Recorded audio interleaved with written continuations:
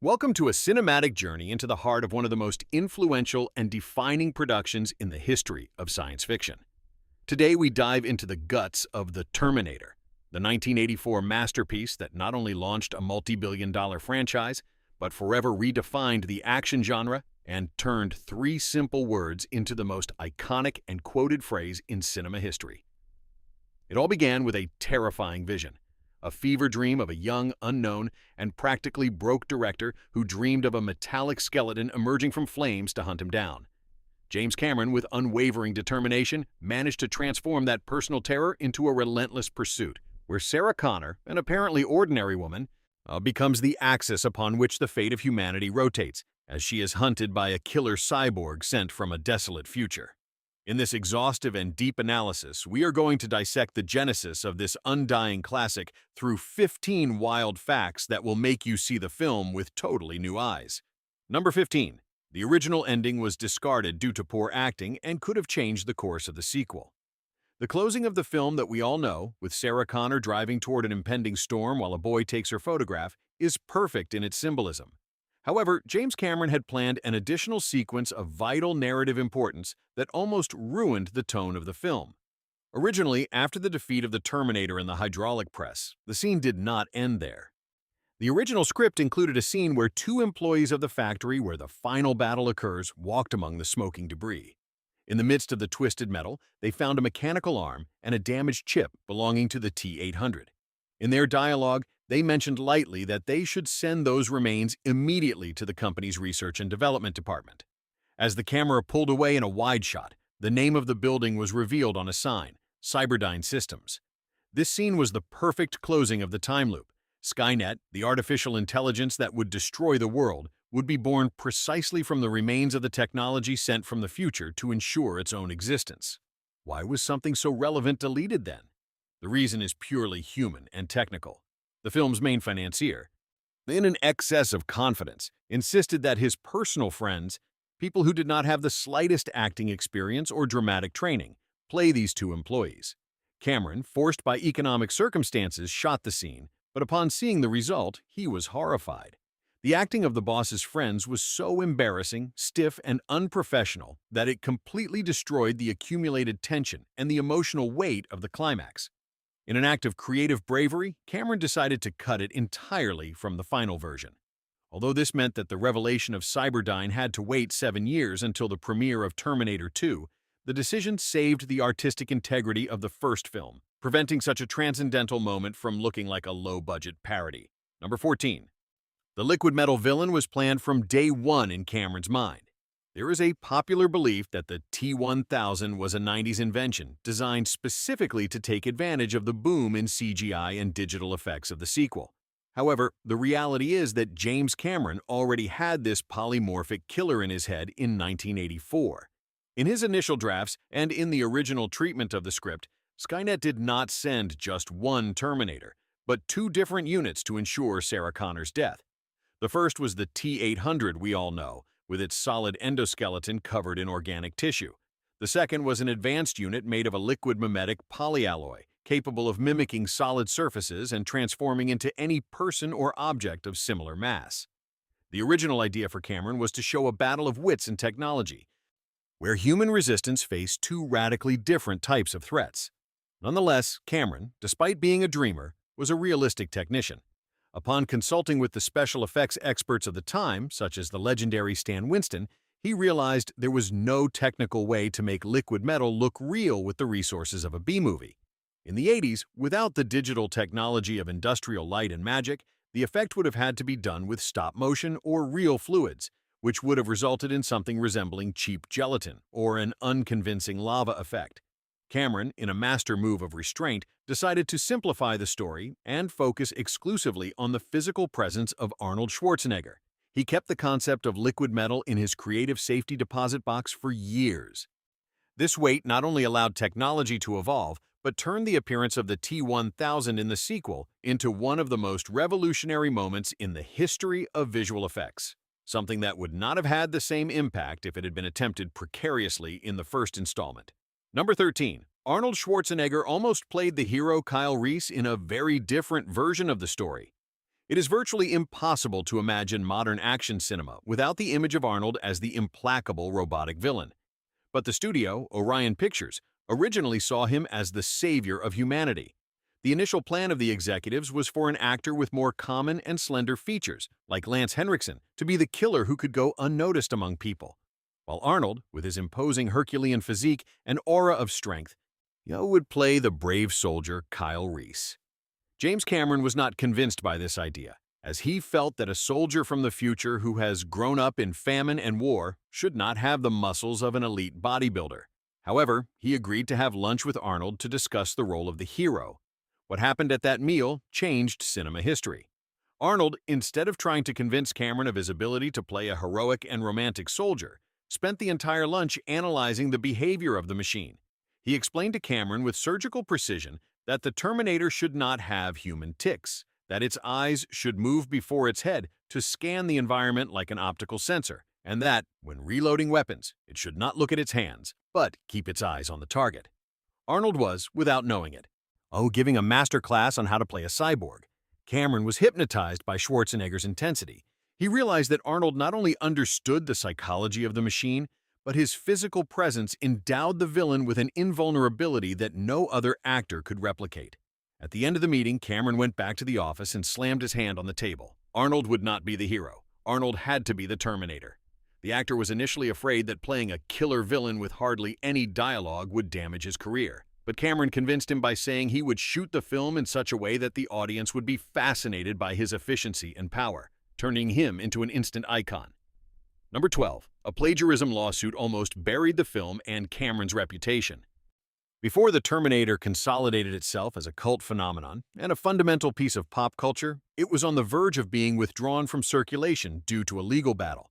The prolific and controversial science fiction writer Harlan Ellison, known for his difficult character and immense talent, saw the film and felt the premise was too familiar. Ellison vehemently claimed that James Cameron had plagiarized the central idea of 2 episodes he had written for the legendary anthology series The Outer Limits in the 60s.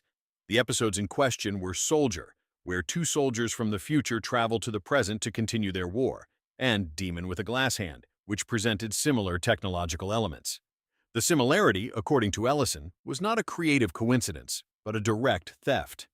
Although Cameron always firmly maintained that the original idea was the fruit of his own imagination and his nightmare in Rome, reports surfaced that someone on the production team or the director himself might have mentioned the influence of those stories in the early stages.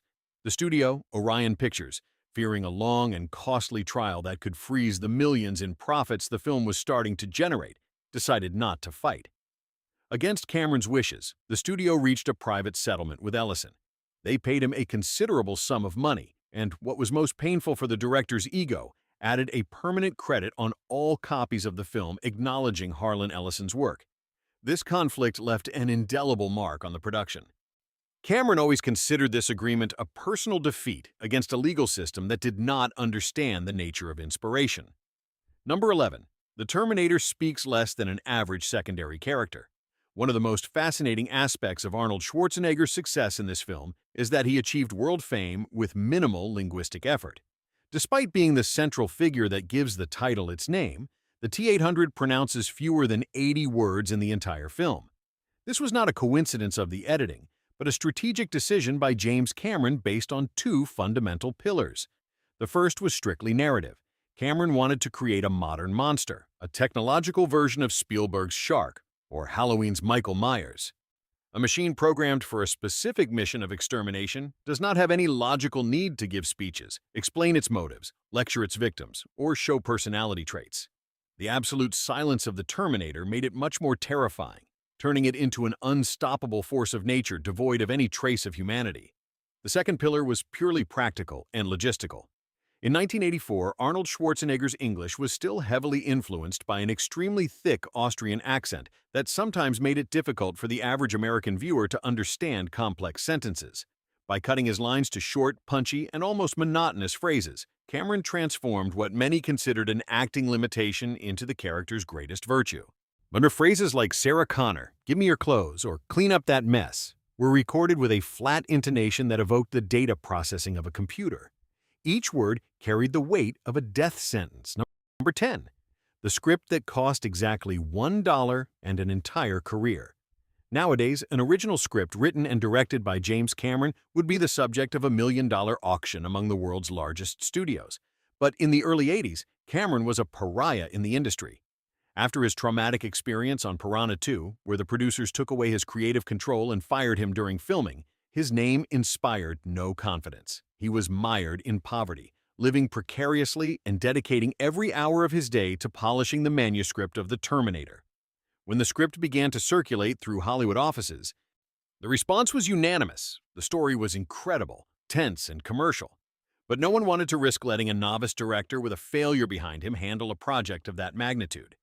Many production companies offered him significant sums of money to buy the rights to the script, but always on the condition that he step aside to let an established director take the reins. Cameron, with an almost mystical faith in his own ability and an artistic integrity that bordered on madness, rejected all offers. Finally, he found producer Gail Ann Hurd, who saw revolutionary potential in the script and in Cameron himself. Cameron sold her the copyright for the symbolic price of $1. In exchange for this financial gift, however, Hurd guaranteed him by contract something that money could not buy: the absolute right to be the sole director of the film. It was an all-or-nothing bet. If the film failed, Cameron would have given away his best idea for $1, and his career would have ended before it began. If it triumphed, he would become the master of his own destiny. The massive success of the film not only validated his bet, but began one of the most successful trajectories in the history of commercial cinema. Number 9. The real origin in a fever dream during an exile in Rome. The mythology of the Terminator, with its complex background of Skynet and time paradoxes, was not born from a brainstorming session in an air-conditioned office, but from a state of physical and emotional delirium. In 1981, while Cameron was in Rome for the premiere of Piranha 2, he found himself in a desperate situation. He had no money to eat properly, he was sick, and he felt betrayed by the producers of his previous film. On a night of high fever in a cheap hotel room, he had a vision that would mark him forever. In his dream, he saw a metallic figure, a chrome skeleton stripped of skin and human eyes, slowly emerging from a curtain of fire. The creature was damaged, missing its lower body, but it crawled with terrifying determination, using its metallic arms and driving kitchen knives into the floor to advance toward a woman who was fleeing in terror. That image of pure horror, of a machine that feels neither pain nor fear and will not stop until it fulfills its objective, was the spark that ignited the entire universe of the film. As soon as the fever broke, Cameron took a notepad and drew with precision what he had seen. That original sketch already contained all the visual elements of the flayed T-800 that we would see years later on the big screen. The idea of absolute persistence became the central thematic axis of his writing. Number 8. Arnold Schwarzenegger, terrifying real customers in a restaurant. The filming of The Terminator was an experience of total immersion for Arnold, who took the physical transformation of the character very seriously. Due to the limited budget for special effects, the legendary Stan Winston had to apply the Terminator's wound makeup directly onto Arnold's face, a process that lasted several hours. On a particularly long day of shooting in downtown Los Angeles, the crew took a break for lunch. Arnold, exhausted and hungry, decided to go to a nearby fast food restaurant without going through the makeup removal department. He entered the establishment, completely forgetting that on his face he wore a prosthetic that simulated his jaw having been ripped off, showing the shiny metal underneath, and that one of his eyes was an expressionless red lens surrounded by burned flesh and wires. The restaurant, full of customers enjoying their food on a random Tuesday, fell into a terrifying silence. People sat petrified, thinking they were in the presence of a victim of a horrible accident, or worse, something that was not human. Arnold, with his imposing height and his face disfigured by Winston's makeup, ordered his food as if nothing were happening. It was at that moment when the actor realized the visual power of the character. If he could terrify real people in an everyday setting without saying a single word, the film was going to work. Number 7. Deliberate social isolation as an acting technique. James Cameron, known for his demanding and sometimes militaristic directing style, wanted the power dynamic on screen to be absolutely real. To achieve this, he implemented a strategy of social isolation throughout the shoot. He urged Arnold Schwarzenegger not to socialize, not to have lunch, and not to engage in friendly conversations with Linda Hamilton or Michael Biehn off camera. Cameron wanted the actors playing the humans to feel a real distance, a genuine coldness coming from Arnold. If the three actors became friends and shared jokes between takes, the director feared that familiarity would unconsciously leak into the chase scenes, stripping them of intensity. While Linda and Michael developed a close chemistry to build the romantic and desperate relationship of their characters, Arnold stayed in his own trailer, training with weapons and maintaining a distant and mechanical attitude. This technique of acting by omission was fundamental. When the Terminator appears on screen to attack Sarah and Kyle, the discomfort and fear they show is not just the result of the script, but of a real disconnection that Cameron cultivated on set. Arnold's expressionless gaze was not just acting, it was the result of an invisible wall the director had built to protect the film's atmosphere. Number 6. The Southern accent that almost destroyed Kyle Reese's credibility. Michael Biehn is remembered today as the definitive Kyle Reese, vulnerable, intense, and with the look of someone who has seen the end of the world. But he was on the verge of losing the role for a reason totally unrelated to his talent. Biehn had been rehearsing intensely for a theatrical version of Tennessee Williams' play Cat on a Hot Tin Roof, where he played a character with an extremely marked Southern United States accent. For weeks, Biehn had been practicing that slow Southern drawl to make it sound natural. On the day of his first audition for Terminator, Biehn arrived still stuck in the cadence of his theatrical character and performed the entire test with a strong Mississippi accent. The casting directors and Cameron himself were baffled. Although they liked his physical presence, they felt that a soldier from the future, born in the ashes of a globalized and destroyed world, made no sense having such a specific regional accent from a part of the United States. They thought Biehn simply spoke that way, and were on the verge of discarding him completely, fearing the character would lose his aura of a universal warrior. Fortunately, his agent called Cameron to clarify this situation, explaining that Biehn was a method actor who had become trapped in his previous role. In the second audition, now with his natural voice, Biehn demonstrated the necessary vulnerability for the role and won the part. Number 5. Lance Henriksen's bold infiltration of the production offices. As mentioned, Cameron's original idea was for the Terminator to be an infiltrator, someone who could go unnoticed. His first real choice for the role was Lance Henriksen, an actor with an unsettling intensity. To help Cameron sell the film to investors who still doubted the director's ability, Henriksen decided to perform a maneuver of distraction and extreme acting. Before a key meeting to secure funds, Henriksen arrived at the production offices dressed in a shredded leather jacket. He put aluminum foil on his teeth to simulate metallic implants and applied fake cuts to his face. Without introducing himself, he entered the waiting room, sat in front of the executives, and stared at them fixedly without blinking, with an expression of absolute emptiness. The fear in the room was tangible. The secretaries and executives thought a psychopathic vagrant had sneaked into the building. When Cameron finally entered for his presentation, he pointed to Henriksen and said, "That's the guy who's going to star in my movie." Although Arnold's entry into the project changed the physical approach to the character, that act of audacity by Henriksen was what convinced the investors that the premise of an implacable killer was commercially potent and terrifying. Eventually, Henriksen received the role of Detective Vukovich as a thank you for his loyalty. Number 4. James Cameron's vocal cameos as cost-saving tools. In a production where every penny counted, James Cameron proved to be a master of recycling and efficiency. He not only wrote, directed, and supervised the editing, but also lent his voice to several minor roles that many people overlook. The most famous case is the voice on Sarah Connor's answering machine. At the beginning of the film, Sarah listens to a message from a man named Stan Morsky, who cancels their date for that night. That voice, which sounds a bit arrogant and distant, belongs to James Cameron. It is a poetic irony that the creator of the story himself is the one who, via a phone call, leaves Sarah alone in her house, making it easier for the Terminator to locate her later.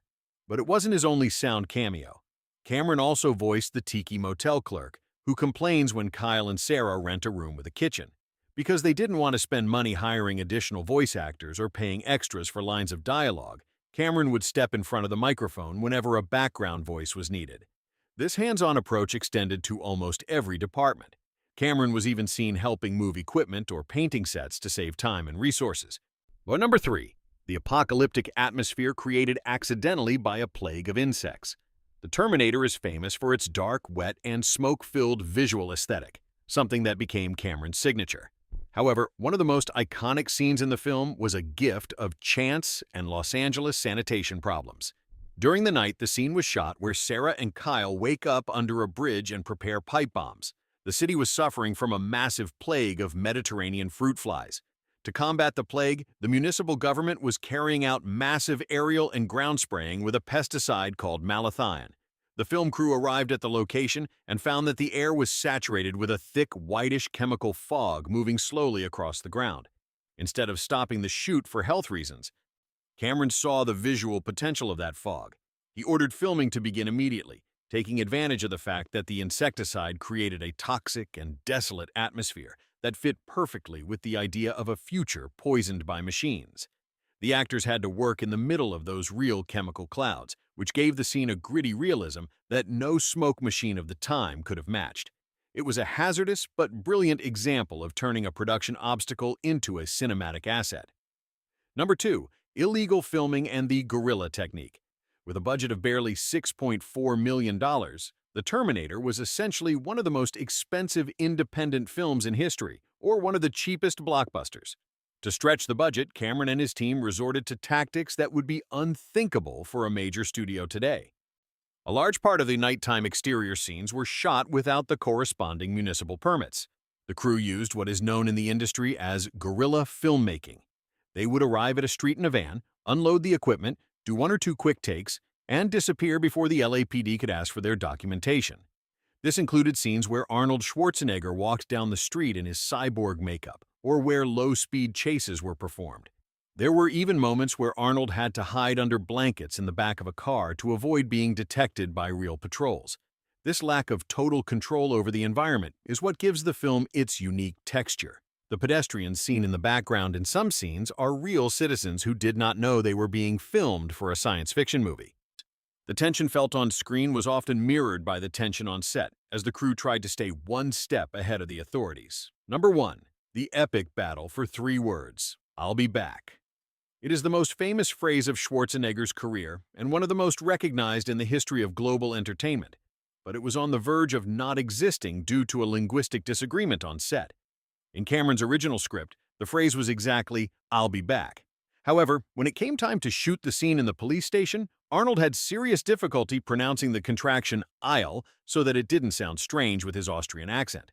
Arnold, who at that time was very concerned about sounding as American and professional as possible, Moore approached Cameron and suggested changing the line to "I will be back."